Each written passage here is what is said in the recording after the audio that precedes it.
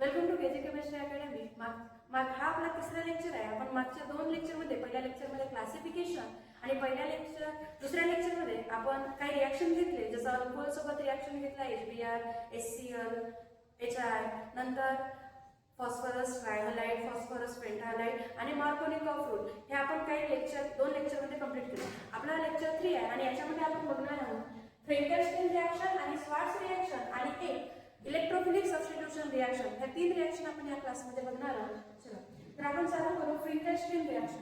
तर फ्रेंकेल-स्टीन रिॲक्शन मध्ये काय होतं, तुमचा अल्किल क्लोराइड ची रिॲक्शन होते सोडियम आयोडाइड सोबत. म्हणजे अल्किल क्लोराइड ची रिॲक्शन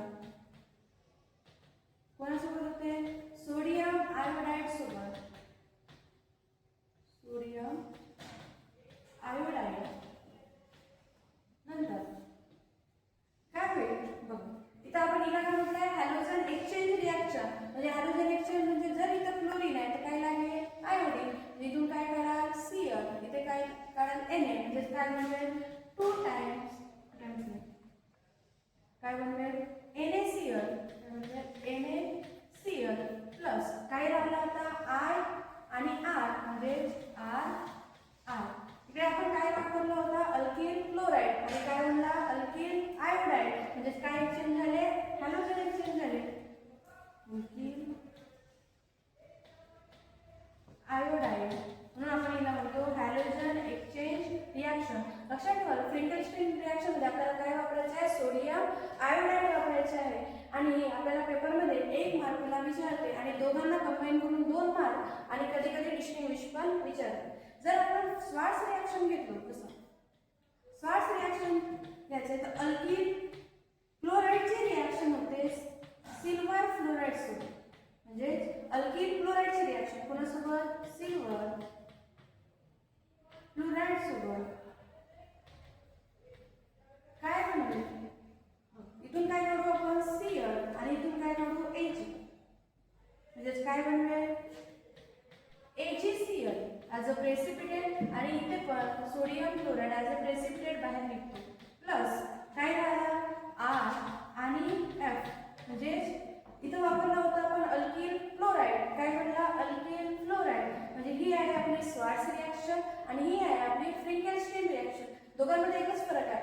फ्रेंकेल-स्टीन रिॲक्शन मध्ये सोडियम आयोडाइड वापरायचं आहे आणि स्वार्ट्स रिॲक्शन मध्ये सिल्वर क्लोराइड वापरायचं आहे. आणि ही एकच रिॲक्शन अशी आहे ज्याच्यामध्ये आपण काय बनवतो?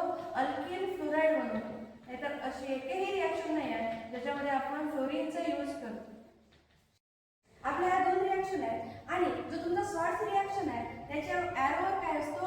ॲसिटोन. ॲज अ रिएजंट म्हणून कोण असतो? ॲसिटोन. ॲसिटोनचा यूज करतात कशासाठी? स्वार्ट्स रिॲक्शनला प्रिपेअर करण्यासाठी. आणि फ्रेंकेल-स्टीन रिॲक्शन मध्ये कोणताच रिएजंट नसतो.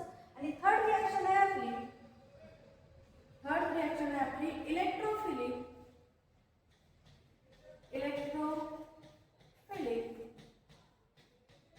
Substitution reaction.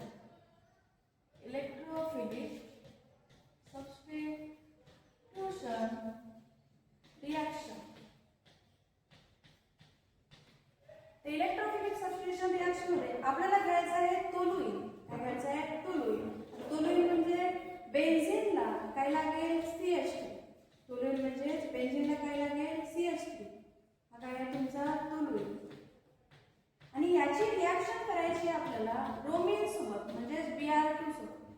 तोलुईनची रिॲक्शन कोणासोबत करायची आहे? ब्रोमीन सोबत. इन द प्रेझेन्स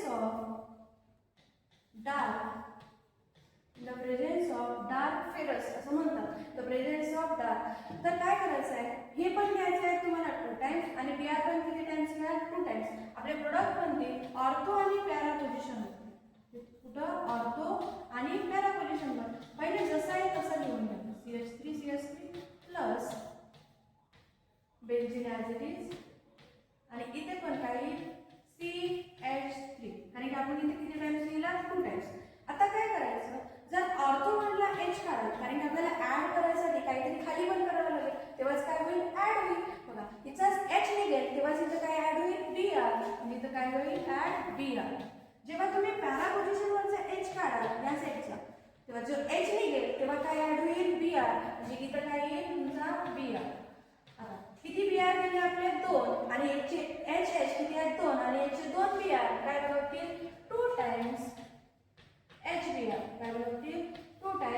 प्रतिक्रिया म्हणजे तोलुईची रिॲक्शन जेव्हा आपण ब्रोमीन सोबत केलो तर आपल्याला दोन प्रोडक्ट भेटले. एक आहे कोणत्या पोझिशनवर आहे, फंक्शनल ग्रुपच्या साईडची पोझिशन, म्हणून आपण याला काय म्हणतो, ऑर्थो. याला काय म्हणू शकतो, ऑर्थो ब्रोमो आणि तोलुई. Ortho bromo Tolui. आणि हा काय आहे आपला जस्ट अपोजिट आहे, त्याला काय म्हणतो, पॅरा. तर नाव काय होईल, पॅरा ब्रोमो तोलुई.